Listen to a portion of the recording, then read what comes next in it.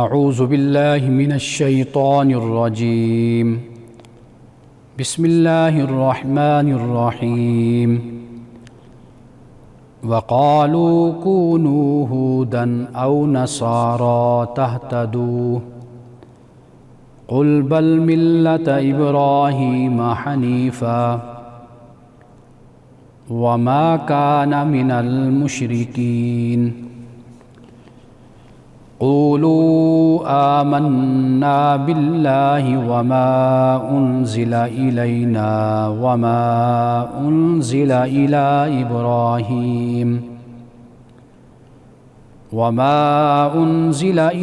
إبراهيم وإسماعيل وإسحاق ويعقوب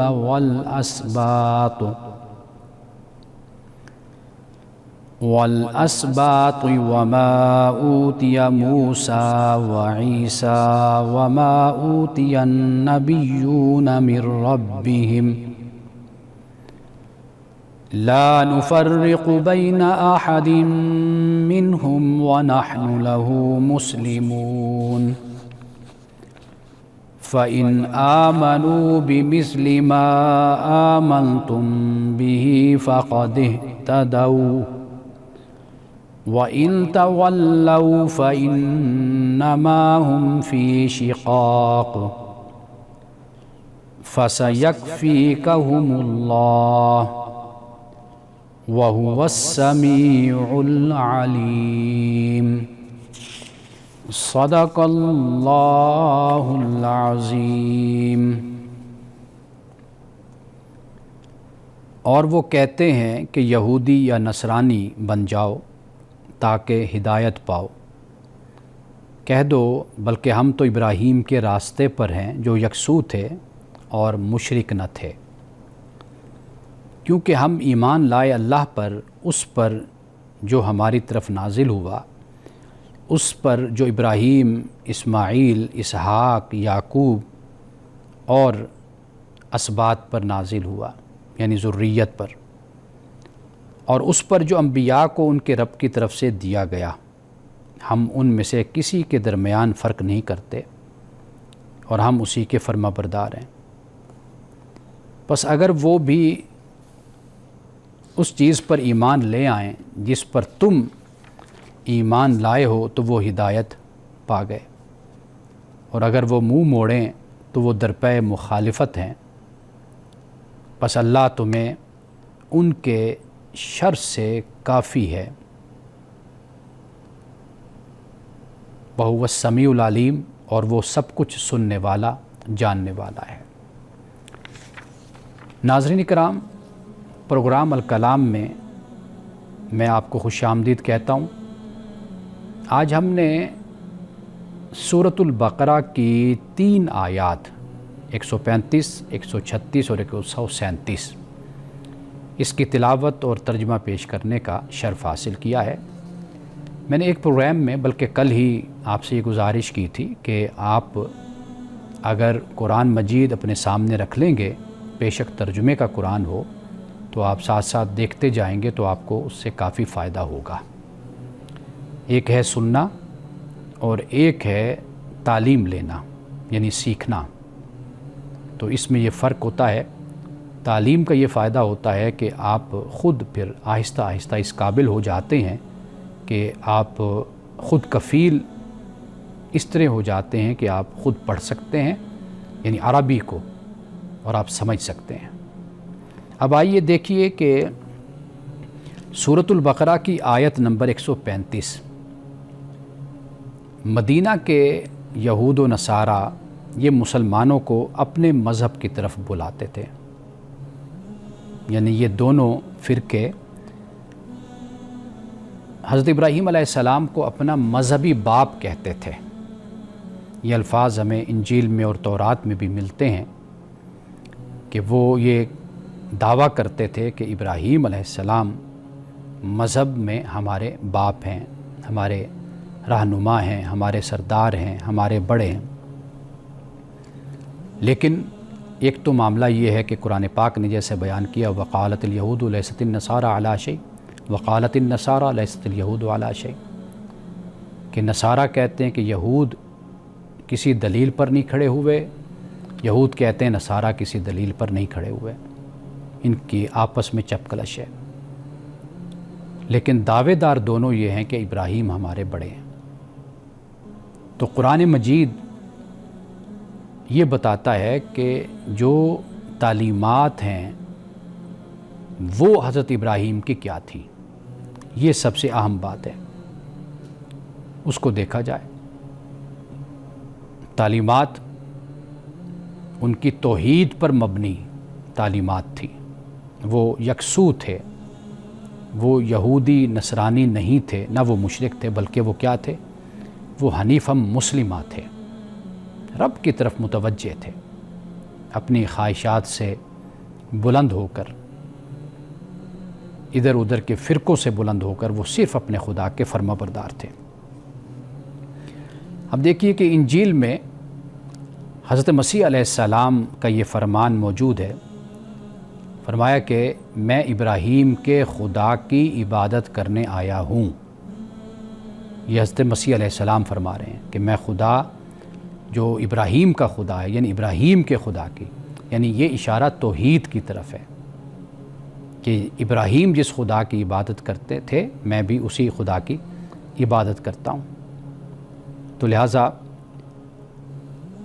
یہود تو صرف حضرت موسیٰ علیہ السلام کو پیغمبر مانتے ہیں، اور نصارہ حضرت مسیح علیہ السلام کو پیغمبر مانتے ہیں، لیکن جو اسلام کی تعلیم ہے، اسلام تمام انبیاء کو ماننے کا تقاضا کرتا ہے، یعنی اسلام میں، قرآن میں یہ بات بیان ہے، تمام انبیاء جنہیں اللہ تعالیٰ نے مبعوث فرمایا از اول تا آخر، یہ تقاضا کرتا ہے۔ یعنی اگر آپ ایمانیات کو دیکھیں تو ایمانیات میں انبیاء کا بھی، نبیین کا ذکر آتا ہے، کتب کا، ملائکہ کا، تو یہ بلا تفریق لا نفرق بین احد من رسلہ، یہ اصل بنیاد ہے کہ جو قرآن پاک بیان کر رہا ہے۔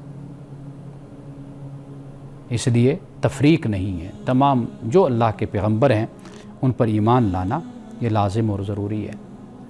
تورات اور انجیل دونوں میں آئندہ نبی کی بشارت موجود ہے، یعنی محمد رسول اللہ صلی اللہ علیہ وسلم کی آمد اور آپ کی تشریف آوری، اس کا اشارہ وہاں پر موجود ہے۔ اب وہی یہ تعلیم ہے کہ قرآن پھر اسی تعلیم ہی کا ایک تسلسل ہے، کنٹینیوٹی ہے اس کی۔ قرآن جب مصدق کہتا ہے تو مصدق یہی ہے، یعنی جو پہلی کتابوں میں بشارت دی گئی رسول اللہ، یہ قرآن، آپ کی ذات، یہ اسی کی مصداق ہے، کوئی نئی بات تو نہیں ہے، اسی کے مصداق ہیں آپ۔ تو لہٰذا آیت نمبر 35 میں جب وہ یہ کہتے ہیں کہ بھئی اگر تم ہمارے مذہب پر آ جاؤ گے تو پھر تم ہدایت پا جاؤ گے، تو فرمایا کہ بھئی ابراہیم جو ان سے تھے وہ تو حنیف تھے، وہ تو مشرک نہیں تھے، شرک نہیں کرتے تھے، ان کے عقیدے میں تو ملاوٹ نہیں تھی، کسی طرح کی ملاوٹ نہیں تھی۔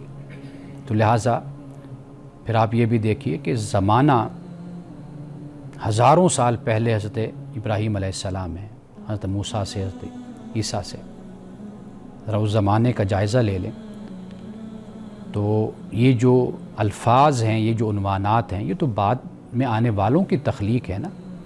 حضرت ابراہیم کا تو ان عنوانات سے، ان وابستگیوں سے کوئی تعلق نہیں ہے۔ ابراہیم کی تو تعلیم ہے، ابراہیم کی کوئی عصبیت، کوئی وابستگی اور کوئی عقیدت کا معاملہ نہیں ہے، تعلیم ہے۔ جو تعلیم پر چلتا ہے اور من و عن اس تعلیم کو اختیار کر لیتا ہے تو وہ حضرت ابراہیم کے نقش قدم پر چلنے والا ہے۔ قرآن پاک نے اسی بات کو بیان کیا۔ یہ بنیادی بات ہے کہ جو سمجھنی چاہیے۔ ہم اصل بات کو چھوڑ کر دوسری طرف چل پڑتے ہیں، سمندر کو چھوڑ کر ہم ندی نالوں کی طرف آ جاتے ہیں، اصول کو چھوڑ کر جزیات اور فروعات کی طرف آ جاتے ہیں، اور جو اصل بات ہے وہ تو بالکل واضح ہے، لیکن پھر بحثوں کے ذریعے سے اور مناظروں کے ذریعے سے جو اصل بات ہے اس کو الجھا دیتے ہیں۔ ابراہیم تو بہت پہلے آئے ہیں، تو ان کا اصل پیروکار وہ ہوگا کہ جو ان کی تعلیم کو اختیار کرے گا۔ وہ تعلیم کیا ہے؟ جسے ہم نے پہلے بیان کیا کہ ایک تو ملت ابراہیم ہے، ابراہیم کا دین، اور پھر اللہ یہ فرماتا ہے کہ ہم نے وَإِذِ ابْتَلَىٰ إِبْرَاهِيمَ رَبُّهُ بِكَلِمَاتٍ، کلمات کے ذریعے سے آزمایا، فَأَتَمَّهُنَّ، وہ ان پہ پورا اترا۔ یہ در حقیقت تعلیم ہے، یہ ہمارے پیش نظر رہنی چاہیے۔ اللہ کے احکام کی پیروی، اتباع، یہ سب سے اہم ہے۔ تو جو یہ کرے گا وہ ابراہیم کا پیروکار، سچا پیروکار ہوگا، وہ مسلمان ہوگا۔ جو ابراہیم علیہ السلام کی تعلیمات پر جس طرح انہوں نے عمل کیا خدا کے احکام پر وہ نہیں کرتا، تو بے شک وہ جو بھی وابستگی رکھے اور جو وہ نعرے لگاتا رہے، دعوے کرتا رہے، اعلان کرتا رہے، تو اللہ کی بارگاہ میں صرف نام کی وابستگی اہم نہیں ہوتی۔ یعنی آپ خود عقائد اور نظریات گھڑ لیں، اختراع کر لیں، اور پھر اس کے بعد وہ منسوب کر کے ابراہیم کی طرف آپ پھر کہیں جی ہم تو اسی پر ہی عمل کر رہے ہیں، تو لہٰذا ابراہیم ہمارے بڑے ہیں، تو نہیں، بڑے تب ہوں گے کہ جب ان کی تعلیمات کو اختیار کیا جائے گا۔ وقفے کے بعد سلسلہ کلام جاری رکھتے ہیں۔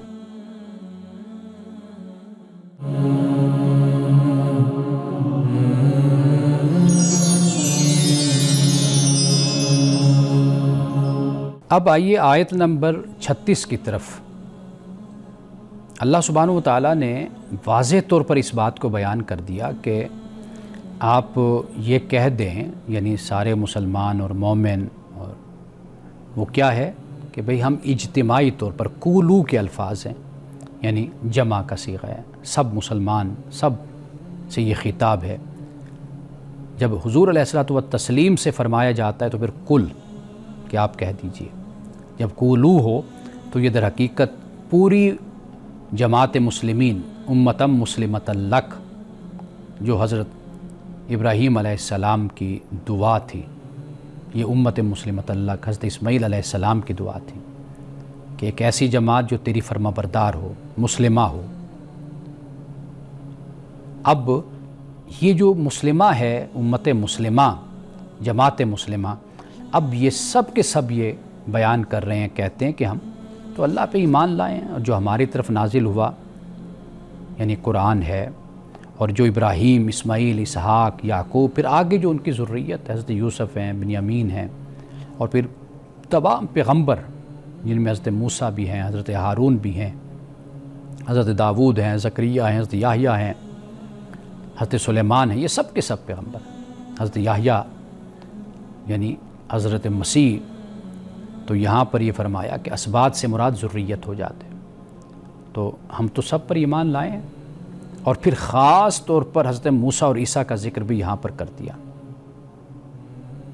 تاکہ یہ تفریق ختم کر دی جائے، اور پھر یہ بھی کہلوا دیا کہ لا نفرق بین احد منہم، ان میں سے ہم کسی کے درمیان فرق نہیں کرتے، سب ہمارے لیے قابل احترام ہیں، قابل عزت ہیں، اور سب ہمارے عقیدے میں شامل ہیں کہ یہ اللہ کے پیغمبر ہیں، اللہ کے نبی اور رسول ہیں۔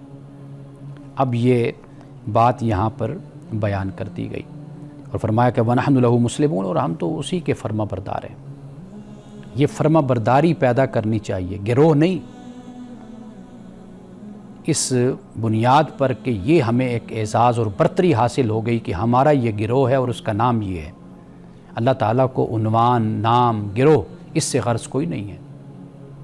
جب ہم مسلمون یا مسلم کہتے ہیں تو اس کا مطلب ہوتا ہے فرما بردار ہونا، جھک جانا، سب مشن، اسلام سب مشن کا نام ہے۔ تو یہ جو صرف اس بنیاد پر ہی فخر کیا جائے اور خوش فہمی پال لی جائے کہ چونکہ میرا اس گروہ سے تعلق ہے تو لہٰذا میں بخشا بخشایا ہوں، تو یہ تصور پہلی قوموں میں تھا۔ اسلام نے اس کو رد کیا، اس کی مذمت کی اور منع کیا کہ یہ سوچ نہیں پالنی۔ اللہ سبحانہ و تعالیٰ نے ایک آپ کو قانون دیا، ہدایت دی، زندگی گزارنے کا طریقہ بتایا، سکھایا، باقاعدہ اللہ نے پیغمبروں کو مبعوث کیا، آپ کی فطرت میں خیر و شر کا شعور رکھا، آپ کو اللہ نے عقل دی، یہ سب کچھ خدا کی نعمت ہے، اسی لیے تاکہ آپ حقیقت کو پہچانیں۔ لیکن آپ تعصبات کا شکار ہو جاتے ہیں، آپ عصبیتوں کا شکار ہو جاتے ہیں، آپ اپنے جذبات کے سیلاب میں و طوفان میں آپ بہہ جاتے ہیں، آپ اپنے جذبات کی بنیاد پر اور وابستگیوں کی بنیاد پر دوستیاں رکھتے ہیں اور اس کی بنیاد پر دشمنیاں پالتے ہیں۔ تو یہ سب کچھ آپ کا اپنا کیا دھرا ہے، مذہب کو اس میں مت استعمال کیجیے۔ مذہب کو ہمیشہ انہی جذبات کے لیے اور اپنے فرقوں کے لیے استعمال کیا گیا، یعنی جو وابستگی اور جو تعصبات اور عصبیت جو ہم لے کر آتے ہیں، ہم اسی کو پھر جسٹیفائی کرتے ہیں مذہب کی روشنی میں۔ مذہب کو اس سے کوئی غرض نہیں ہے۔ مذہب آپ سے یہ تقاضا کرتا ہے کہ آپ اللہ کی فرمانبرداری کریں، اور جو عقائد اللہ نے آپ کو دیے ہیں، جو اللہ نے زندگی گزارنے کا طریقہ سکھایا، اس کو خالص طریقے سے مخلصین لہ الدین، فرمانبرداری کو اسی کے لیے خالص کر لو، اس کے مطابق آپ نے زندگی گزارنی ہے۔ باقی پھر یہ صدیوں کی باتیں ہیں، بات کی باتیں ہیں کہ جو مختلف فرقے اور پھر مسالک اور مختلف حلقے اور جماعتیں گروہ وجود میں آتے چلے جاتے ہیں۔ اب اس کے بعد آئیے آیت نمبر 137 ہے،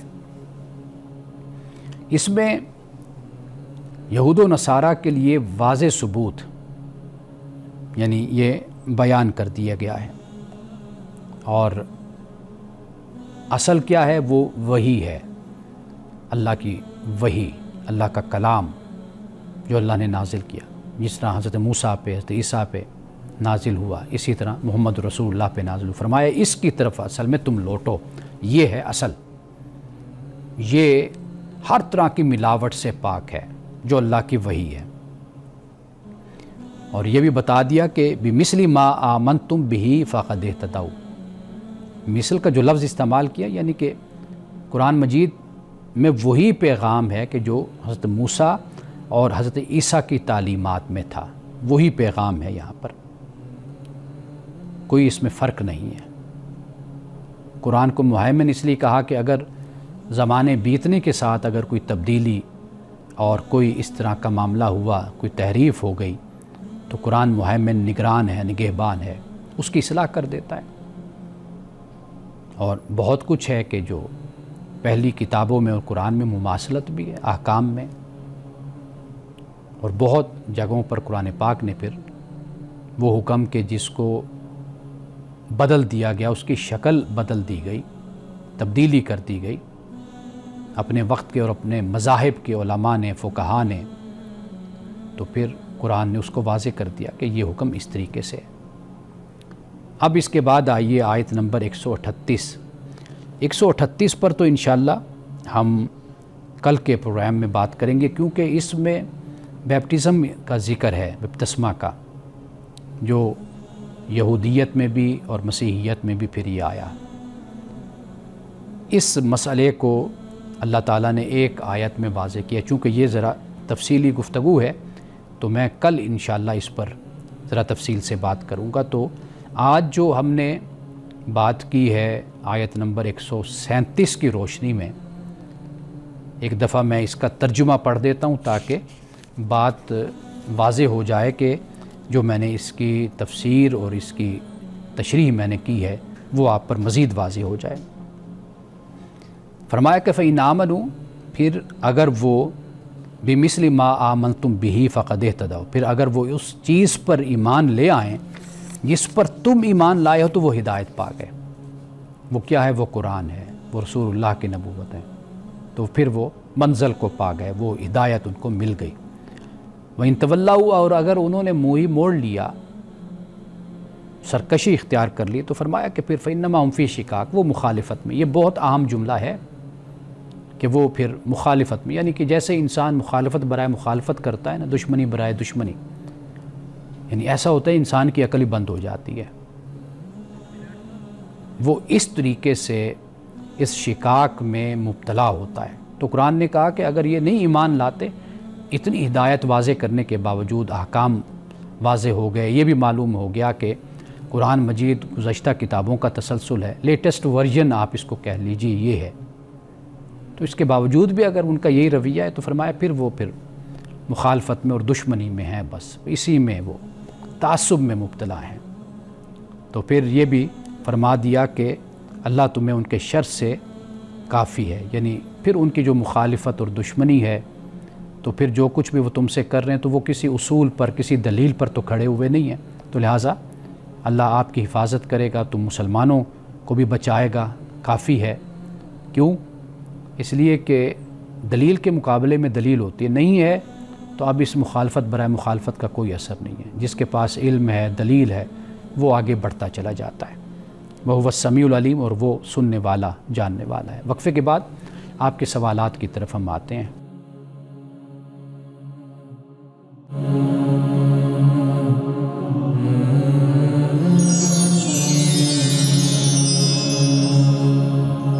ایک بہت ہی سادہ سوال ہے، ایک نوجوان نے بھیجا ہے۔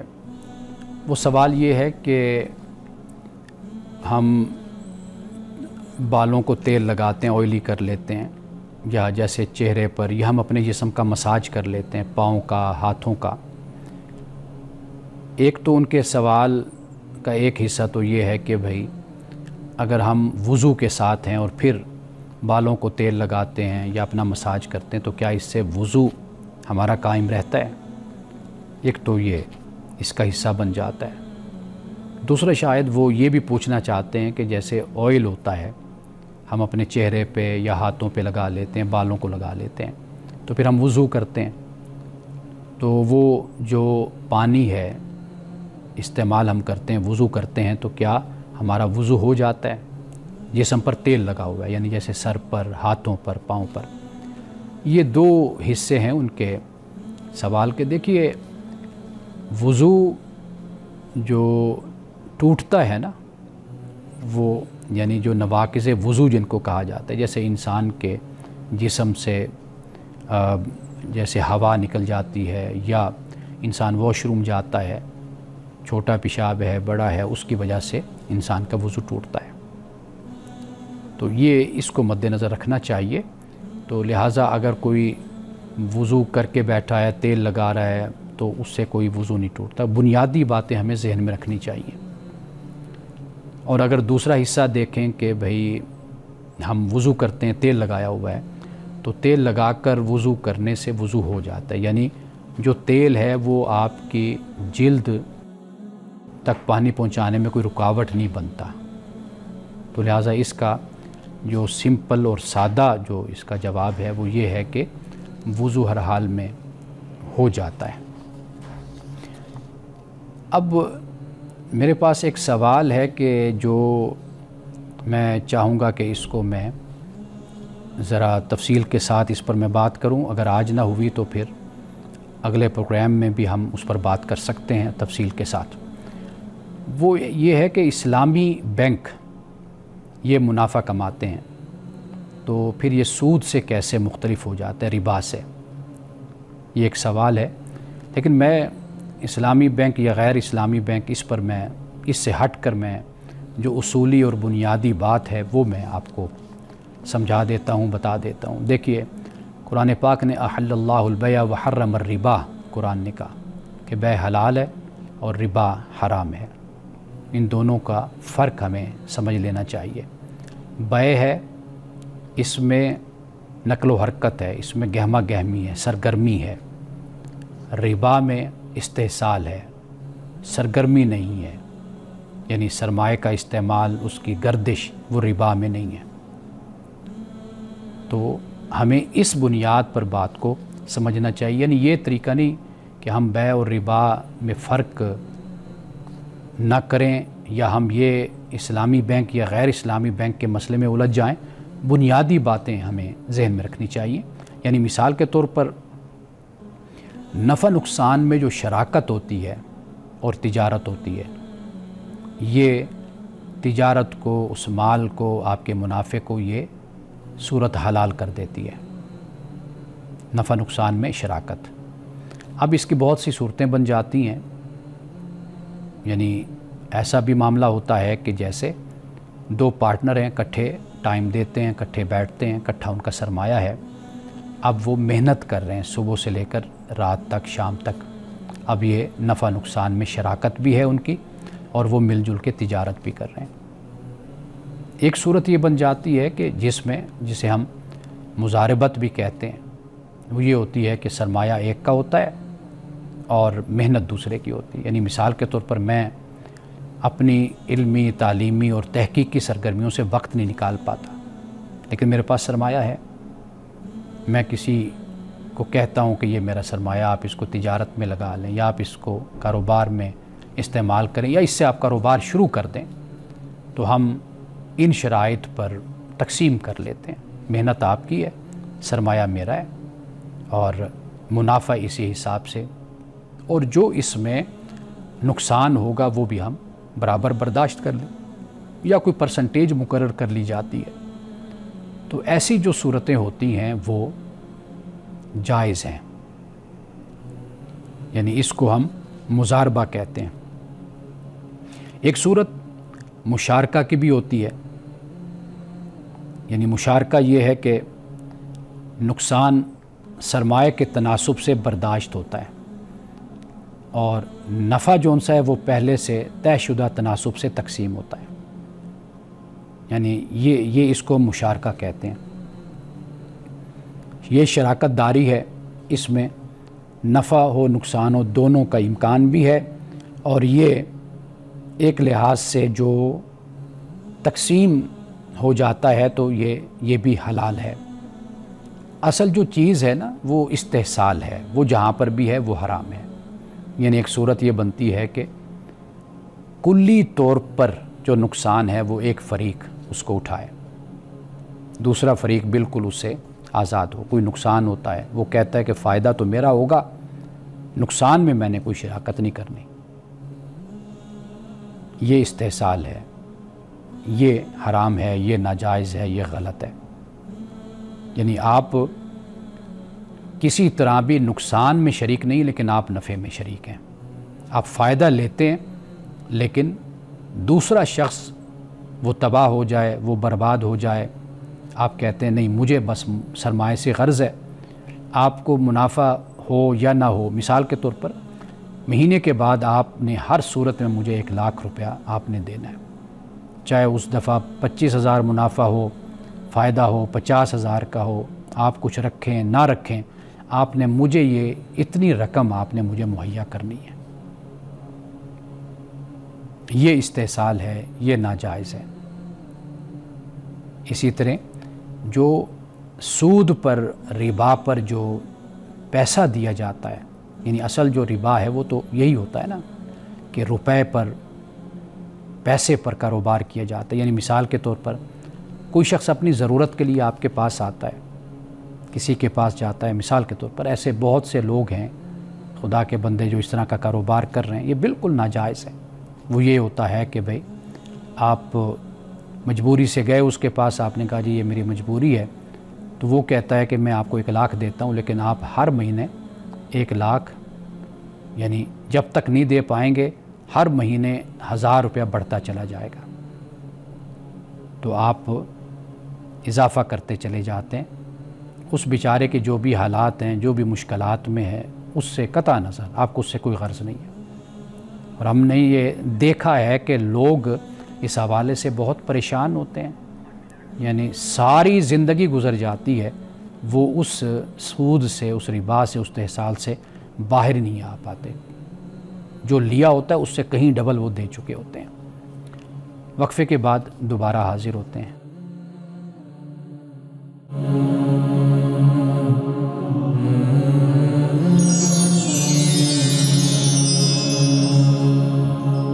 سورۃ البقرہ میں اللہ سبحانہ و تعالیٰ نے واضح طور پر ربا کو حرام قرار دیا، لیکن اللہ سبحانہ و تعالیٰ نے قرض میں بھی یہ سہولت رکھی.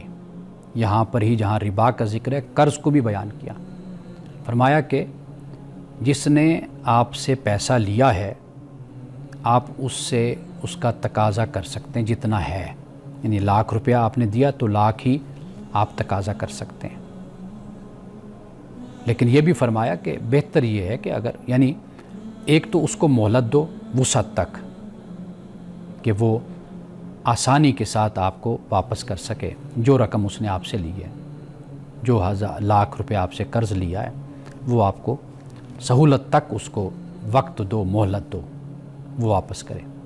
ایک صورت تو یہ بن گئی۔ ہاں اس کو فرمایا کہ یہ بہتر ہے کہ اگر تمہیں وسعت حاصل ہے خوشحالی آسودگی تم اس کو معافی کر دو، یہ بھی قرآن پاک نے اس کو بیان کیا۔ تو لہٰذا قرض بھی اس صورت میں جب آپ کا بھائی وسعت والا ہو گیا تو آپ اس سے لے لیں، لیکن یہ بھی فرمایا کہ بہتر کیا ہے کہ تم چھوڑ ہی دو، تم اگر وسعت والے ہو، خوشحال ہو، آسودہ حال ہو تو اس کو چھوڑ دو۔ تو یہ جو استحصال ہے، یہ جو ظلم ہے، یہ جو زیادتی ہے، لوگ اس وجہ سے خودکشی کر لیتے ہیں، اپنے آپ کو برباد کر لیتے ہیں بیچارے، لیکن ان کے ورثاء سے بھی یہ جو حرام کھانے والے لوگ ہیں، سود خور، یہ ان کے ورثاء سے بھی وصول کر رہے ہوتے ہیں۔ یعنی جیسے گدھ ہوتا ہے نا جو لاش کو، میت کو بھی نہیں چھوڑتا، یہ اتنے ظالم ہو جاتے ہیں۔ یہ سب کیا ہے؟ یہ حرام رزق اور مال اور ان حرام وسائل کی وجہ سے یہ اس کردار کی پستی کو پہنچ جاتے ہیں۔ آئیے ناظرین، ایک حدیث آج میں آپ کو سنانا چاہتا ہوں۔ ترمذی کی حدیث ہے 2376۔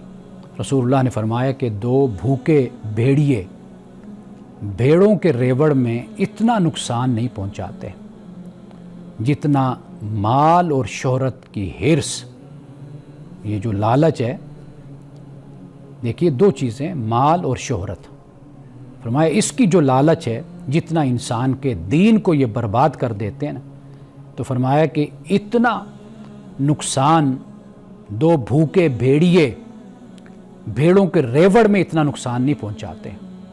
ایک بھی نہیں فرمایا بھیڑیا، 2 بھیڑیے فرمایا۔ جب وہ بھیڑوں کے ریوڑ میں، بکریوں کے ریوڑ میں وہ چلے جائیں گے، آپ مجھے بتائیے کتنا وہ نقصان کریں گے۔ یہ بات آپ نے اس وقت اس لیے فرمائی، یہ مثال دے کر، کیونکہ اس وقت یہ جو چرواہا ہوتا تھا، جو مویشیوں کا مالک ہوتا تھا، یہ اس کی بہت بڑی صنعت ہوتی تھی، بہت بڑی دولت ہوتی تھی اس کی زندگی کا انحصار، جیسے لائف سٹاک کہا جاتا ہے، اس پر سارا زندگی کا انحصار ہوتا تھا۔ جب یہ بات کہی جا رہی ہے کتنا نقصان مالک کا ہوتا ہے، لیکن آپ نے فرمایا کہ مال اور شہرت، فرمایا کہ ان کی جو لالچ اور حرص ہے یہ انسان کے دین کو، اس کے اخلاق کو برباد کر کے یہ رکھ دیتے ہیں۔ آپ ذرا اس پر غور کیجئے کہ آج یہی بات ہمیں نظر آتی ہے، یعنی مال، شہرت کے ذریعے سے مال بھی آ رہا ہے۔ اب وہ شہرت کیسی ہے، اس سے کوئی غرض نہیں ہے، آپ جو ویڈیو بنائیں، جو آپ دکھائیں، بس آپ مشہور ہونا چاہتے ہیں، اس کے لیے کوئی معیار نہیں ہے، نعوذ باللہ۔ یعنی کوئی بد اخلاقی، کوئی بد کرداری اور اپنے آپ کو بالکل عریاں کر دینا، اخلاقی حوالے سے، روحانی حوالے سے، اس چیز کی پرواہ ہی نہیں کرنی، بس مشہور ہونا ہے، وائرل ہونا ہے۔ وہ گالم گلوچ کے ذریعے سے ہو جائیں، بدتمیزی سے ہو جائیں، وہ ایسے الفاظ سے ہو جائیں، ایسے کردار سے ہو جائیں، بس دکھا دیں اور شہرت ہمیں حاصل ہو جائے۔ پھر یہی شہرت پھر مال کے حصول کا ذریعہ بنتی ہے۔ اچھا، کمال کی بات یہ ہے کہ وائرل ہونا، اس سے نہیں پیسہ آتا، وائرل ہونے کے بعد جو پھر دوسرے جو ذرائع ہوتے ہیں، یعنی جیسے کوئی کسی کی اس شہرت کی بنیاد پر اس سے کوئی کام کروا لیا، ماڈلنگ کروا لی، کسی اور جگہ سے کوئی آفر آ گئی، پھر یہ کام اس طرح چلتا ہے۔ یعنی ایک دفعہ بدنام، وہ جیسے کہتے ہیں بدنام ہوں گے تو کیا نام نہ ہوگا۔ لیکن ذرا اس پہ غور کیجئے کہ شہرت حاصل ہو گئی، 2 لوگ جاننے لگ گئے، پہچاننے لگ گئے، مال بھی آ گیا، تو پھر کیا ہوا؟ اس پہ غور کیجئے کہ پھر کیا ہو جائے گا۔ کیا آپ کو اطمینان قلب آپ کو نصیب ہوگا، دل کا سکون آپ کو مل جائے گا؟ کیا آپ نے اپنے خدا کو راضی کر لیا؟ کیا آپ نے اخلاقیات پہ اپنے آپ کو قائم رکھا؟ پیسہ تو ہر کسی کی ضرورت ہے، میری بھی ضرورت ہے، آپ کی بھی ضرورت ہے، تو کیا پیسہ اس انداز سے کمایا جانا چاہیے؟ ضرورت تو ہے انسان کی، نہیں، انسان جس راستے پر چلتا ہے یہ کچھ وقت کا ہی معاملہ ہوتا ہے۔ حضرت علی رضی اللہ تعالی عنہ سے یہ قول منسوب ہے، آپ نے فرمایا کہ جو گناہ کا مزہ ہے، لذت ہے، فرمایا وہ کچھ دیر کی ہے، لیکن وہ گناہ جو ہے وہ کبھی ختم نہیں ہوتا۔